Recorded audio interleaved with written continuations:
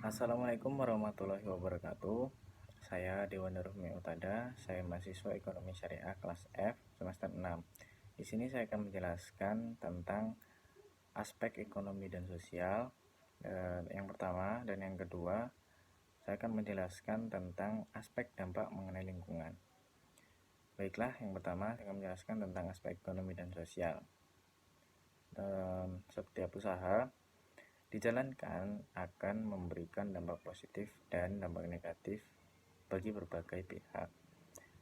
Bagi masyarakat, investasi ditinjau dari aspek ekonomi, memberikan peluang untuk meningkatkan pendapatan, sedangkan bagi pemerintah akan memberikan masukan berupa pendapatan bagi pemerintah daerah. Dalam aspek ekonomi dan sosial, perlu ditelaah untuk melihat apakah keberadaan suatu proyek atau usaha akan memberikan manfaat ekonomi dan sosial bagi berbagai pihak atau sebaliknya. Kemudian terdapat dampak negatif dari yang timbul dari aspek ekonomi. Yang pertama, eksplorasi sumber daya yang berlebihan atau pemanfaatan sumber daya alam yang berlebihan. Yang kedua, masuknya pekerja dari luar yang mengurangi kesempatan atau peluang kerja bagi masyarakat sekitar. Bisa saja di dalam sebuah kota ataupun desa pun yang di dalamnya terdapat sebuah bisnis, kemudian dari desa lain ataupun dari kota lain yang datang untuk bekerja di situ, dan itu pun bisa mengurangi peluang bekerja dari desa tersebut, dari masyarakat desa tersebut. Tentunya seperti itu. Kemudian dampak sosial dari adanya kegiatan usaha atau bisnis meliputi adanya perubahan demografi, perubahan budaya, perubahan kesehatan masyarakat. Nah, itu contohnya seperti pada perubahan budaya. Jadi di bisnis tersebut itu pastinya bosnya itu memiliki kriteria ataupun aturan tertentu di dalam bisnisnya tersebut. Nah, jadi dapat terpengaruh dari aturan-aturan yang terdapat di dalam bisnisnya tersebut. Jadi dari dampak sosialnya bisa perubahan budaya. Tadi contohnya bosnya itu menerapkan apa di dalam bisnisnya tersebut, kemudian karyawannya itu masuk di dalam perusahaan tersebut atau bisnis tersebut, dan dia mengikuti budaya yang ada ataupun yang diterapkan pada bosnya itu. Kemudian kesehatan masyarakat juga terpengaruh dari lingkungan bisnis tersebut. Yang selanjutnya, dampak negatif dari aspek sosial. Perubahan gaya hidup, budaya, adat istiadat, dan struktur sosial lainnya. Nah, itu tadi seperti yang saya jelaskan sebelumnya, perubahan gaya hidup. Jadi di dalam bisnis tersebut, di contoh dari saya itu tadi seperti bosnya di dalam bisnis tersebut kemungkinan bisa jadi bukan orang daerah tersebut ataupun bukan orang tersebut, kemudian dia mendirikan sebuah bisnis dan dia memiliki aturan ataupun konsep-konsep tersendiri, kemudian dapat terpengaruh, karyawan-karyawannya dapat terpengaruh dari bosnya tersebut dalam pekerjaan dan bisnis tersebut. Jadilah perubahan gaya hidup, budaya, dan istiadat, dan juga struktur sosial lainnya. Kemudian beberapa pengaruh bisnis yang terhadap beberapa hal. Yang pertama, pengaruh bisnis tersebut terhadap peningkatan penghasilan negara. Kemudian pengaruh bisnis tersebut terhadap devisa yang bisa dihemat dan dapat diperoleh. Kemudian penambahan kesempatan kerja, pemerataan kesempatan kerja, pengaruh bisnis terhadap industri lain. Pengaruh bisnis terhadap peningkatan penghasilan negara. Contohnya seperti ini. Ada sebuah bisnis. Kemudian bisnis itu juga ada surat izinnya untuk mendirikan usaha. Itu kan dari pemerintah. Nah, bisnis tersebut itu nantinya akan membayar pajak. Jadi pajak tersebut dapat dijadikan sebagai penghasilan negara. Kemudian penambahan kesempatan kerja. Jika kalian mendirikan bisnis di daerah kalian sendiri, contohnya seperti bisnis kecil-kecilan lah, bisnis keripik atau apa segala macam, dan dari bisnis tersebut itu dapat meningkatkan kesempatan kerja bagi orang-orang atau masyarakat yang belum mempunyai pekerjaan. Jadi bisa merekrut tuh dari masyarakat sekitar, itu bisa. Kemudian pemerataan kesempatan kerja, nah seperti itu juga, sama saja.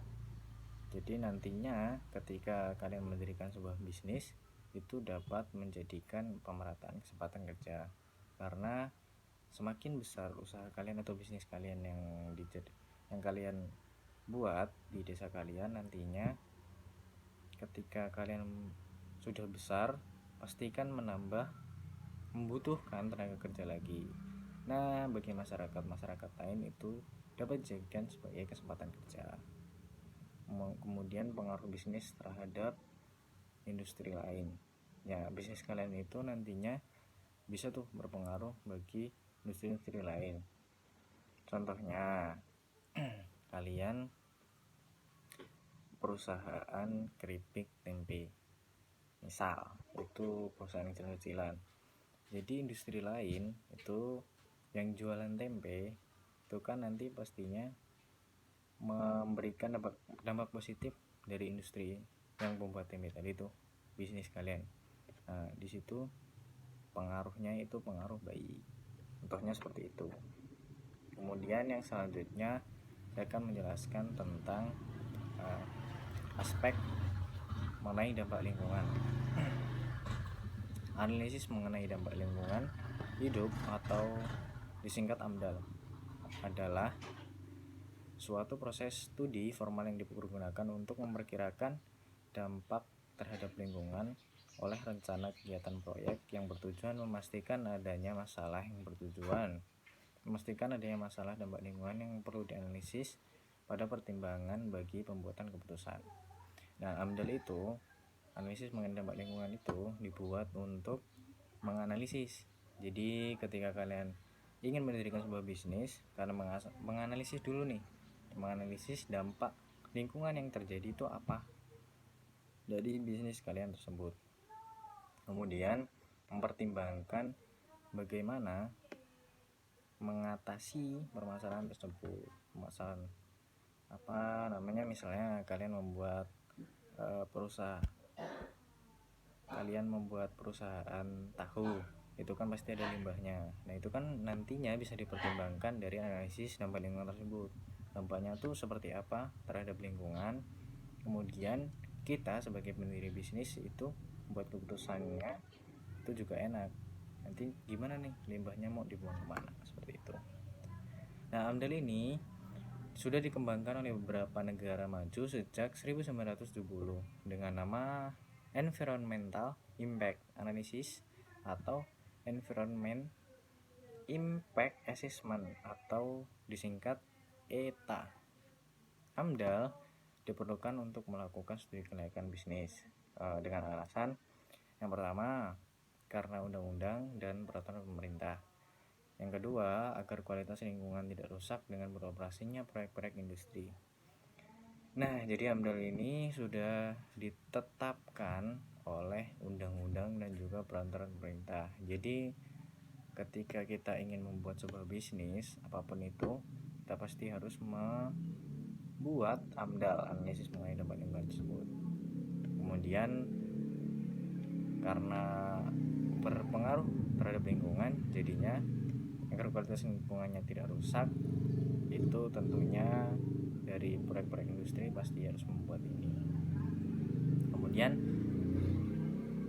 yang disyaratkan untuk AMDAL, yang pertama, peran AMDAL dalam pengelolaan lingkungan. Aktivitas pengelolaan lingkungan baru dapat dilakukan apabila rencana pengelolaan lingkungan telah disusun berdasarkan perkiraan dampak lingkungan yang akan timbul sebagai akibat dari proyek yang akan dibangun. 2. Peran AMDAL dalam pengelolaan proyek. AMDAL merupakan salah satu studi kelayakan lingkungan yang disyaratkan untuk mendapatkan perizinan. Kemudian AMDAL sebagai dokumen penting. Laporan AMDAL merupakan dokumen yang sangat penting, sumber informasi yang detail mengenai keadaan lingkungan pada waktu penelitian proyek dan gambaran keadaan lingkungan di masa setelah proyek dibangun.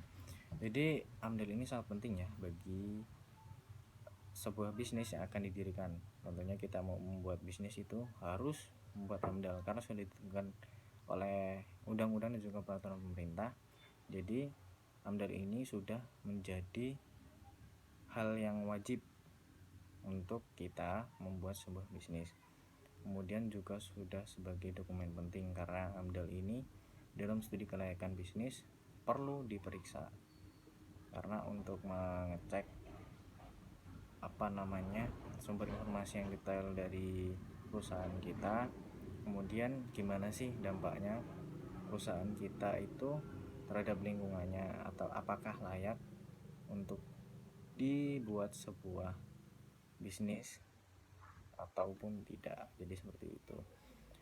Jadi cukup sekian penjelasan materi yang dapat saya sampaikan. Kurang lebihnya saya mohon maaf. Kepada Allah saya mohon ampun. Saya akhiri, wallahul muwaffiq ila aqwamit thoriq. Billahi fisabilil haq fastabiqul khairat. Wassalamualaikum warahmatullahi wabarakatuh.